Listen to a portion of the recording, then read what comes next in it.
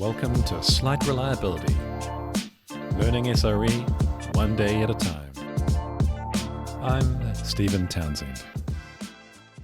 Welcome back to Slight Reliability, the show where we learn SRE one day at a time. I hope you've been well. Today we're talking about errors. So this is stemming from the reliability benchmarking work that I was recently doing, and one of the areas that we looked at was error rates. And so I have some observations and some questions around that, and we'll just see where it takes us. The first thing that I hit when trying to benchmark error rate was that I had to decide, where am I going to look for errors? At which point am I going to measure them? And with any non-trivial service, it's going to be made up of lots of different components and layers, and there are decisions to make. A couple of things come to mind. First of all, I think with a customer-facing service that the absolute most important thing is that you need to make sure the customers are able to use the service effectively.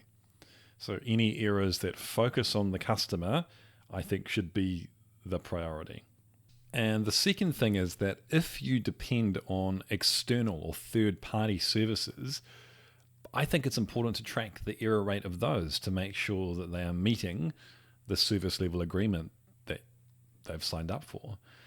Because if they aren't meeting that service level agreement, or are just not providing a high level of availability or success rate, then that's going to impact your ability to provide good service to your customers. So that's something I don't see enough, I think, is making sure, like actually measuring, hey, we're using the service, we may be paying for it, and they've agreed to a certain level of service. Let's measure and make sure they're actually meeting that level of service. And of course, within the technology components that you do have control over or some sort of impact on, then there's going to be different layers that you may want to look at: web layers, application layers, data layers, infrastructure, for example. Something that you probably shouldn't forget is if you are a digital customer-facing web application, for example, check the browser error rates in your customers' browsers. JavaScript errors, for example, which is something that I've found a bunch of errors recently, which I wasn't expecting to see. So there's different places that we can look for errors. But the big question is, what is an error? So here's an example of where it gets confusing. There's a team and they depend on a downstream service. That downstream service often throws HTTP 500 internal server errors, a technical error, but it's actually due to a business rule failing or a business rule exception. So that's obviously bad practice, because we're throwing a technical error for something which isn't a technical error. So how do we get around that? What do we do in that situation? For me, the answer would be, if I was in that team, I'd be saying that's not good enough. You need to stop doing that, because it's completely throwing us off. But that is something I've been thinking about when I put together the notes for this episode, is what do you do if you're in a team and the errors that you're getting from some downstream service just don't make any sense? Or there are a bunch of errors which are meaningless, but you have no control over that downstream service. You can't change the way that they report errors. What do you do for your own reporting and your own understanding of the health of your services? I had this thought, do you have to end up writing your own tools which take in the errors from some other system and filter out all the ones which aren't real? I don't know. I'd be interested to hear how other people have solved that problem in the industry. HTTP status codes should be used correctly. We need to have confidence that when we get a 503, that this service is really unavailable. And I'm curious whether HTTP status codes and what they mean are something which are explicitly discussed by developers. I guess I take it for granted, because in the world of performance engineering, we look at status codes and talk about them every day. Is it something developers are made aware of? Is it something we talk about enough? Because I've often seen maybe a 500 error being thrown when a very specific thing has happened, and it's sort of a generic error for everything is 500, or seeing an error which is completely wrong for the actual situation.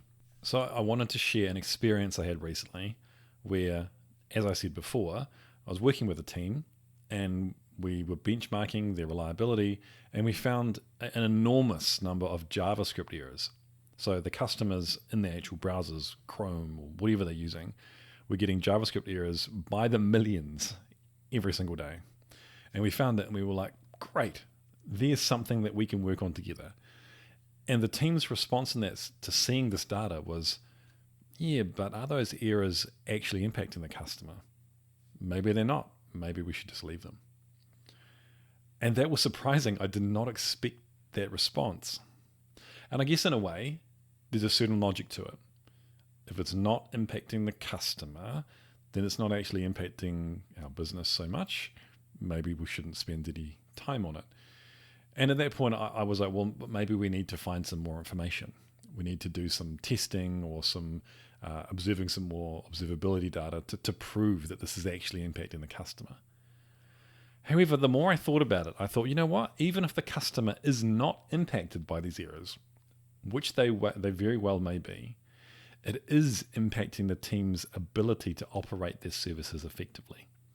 Because it's a whole bunch of noise which drowns out actual newly introduced JavaScript errors each deployment, each build.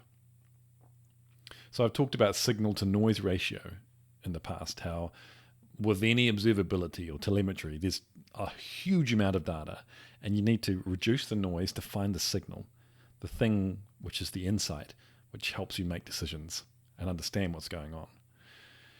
So I think that having a huge amount of JavaScript errors, whether they are impacting the customer or not, it's technical debt, which is impacting your team, the people in your team, and their happiness in their job in a way.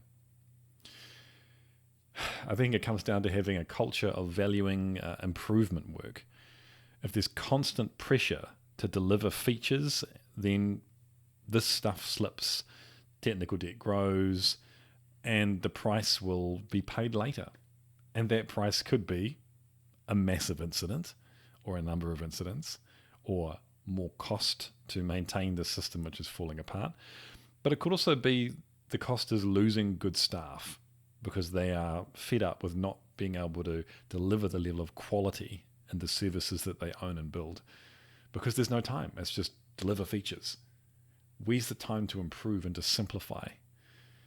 That's incredibly satisfying work, and I think it's overlooked when we talk about retaining great talent.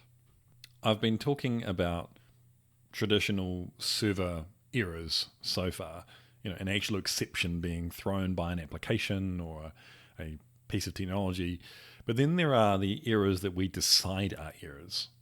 For example, what if we decide that a particular service, when it takes longer than 5 seconds to complete, that's a failure. So we throw an error. That's another kind of error, but it's something that we need to consciously decide. And that's, of course, when we start talking about service level objectives and service level indicators. So that's interesting for me because no longer are we just saying an error is a thing which is thrown by the stuff that we built, but it's this potentially quite complex thing that we've thought about has this criteria that we've set is not being met, therefore an error has occurred. And of course, flowing on from that is the concept of error budgets. So we set this target and we've continued to meet it at this level. We've allowed for failures to occur this often, and that's our error budget. So your errors become quite complicated in the world of SRE when you start using SLOs, SLIs, and error budgets, which I'm not. I'm not using them in anger right now, so I don't feel qualified to give a really detailed discussion about that. The last thing I wanted to reiterate around errors is, as I mentioned in the episode titled Availability, yes, I'm big on dad puns, that error rate is a fairly good measure of availability. It's not perfect, but it's better than uptime because it takes into account the level of load on your services at any given time. So we can use it for that purpose, and in some ways, availability and error rate, there is crossover there. So that's all I wanted to cover relating to errors. I think it's more complex than people let on when it gets down to actually writing some queries to get the errors and not actually having confidence that the status codes coming back are accurate. I mean, how often do you see 200 response codes come back with a custom error message? And then you have to understand what those custom error messages are and then include that in your query to draw them out. It gets pretty tricky, right? If everyone had really good standards for status codes and the way that they report errors, life would be a lot simpler. So what else have I been up to? Well, we're putting together this product, an observability platform. We're building it out of Grafana, Prometheus, Mimir, which is Grafana's sort of centralized high-performing data store for Prometheus, and Postgres for our configuration database. And we were initially just running it as binaries on laptops on a server, but we want to move into a Kubernetes platform as a service. Before we do that, of course, we have to get it running in containers. And last week, I did just that, just starting with Docker desktop on my laptop. And it was really easy and a lot of fun. And it was great to go from starting one morning, and by the end of the day, all 4 apps were running in Docker and talking to each other just fine and working. And I was passing in the config and everything. Fantastic. Then I thought, great, well, all I need to do is put that in Kubernetes. I was so incredibly naive. Kubernetes is a whole other level of complexity, and it really isn't as simple as if I can run it in Docker, I can just throw it in Kubernetes. You can, but it's not as simple, just pick it up and put it over there. So we'll be tackling that challenge in the next week or two. So that is all from another episode of Slight Reliability. Thank you once again for joining in and in the conversations that follow each episode. They're awesome. I love being part of this community where we're talking about these ideas that we're all trying to make sense of and we're all learning, and it's great. I'm really enjoying being part of this time, which I think is quite exciting. So I'll see you all next time.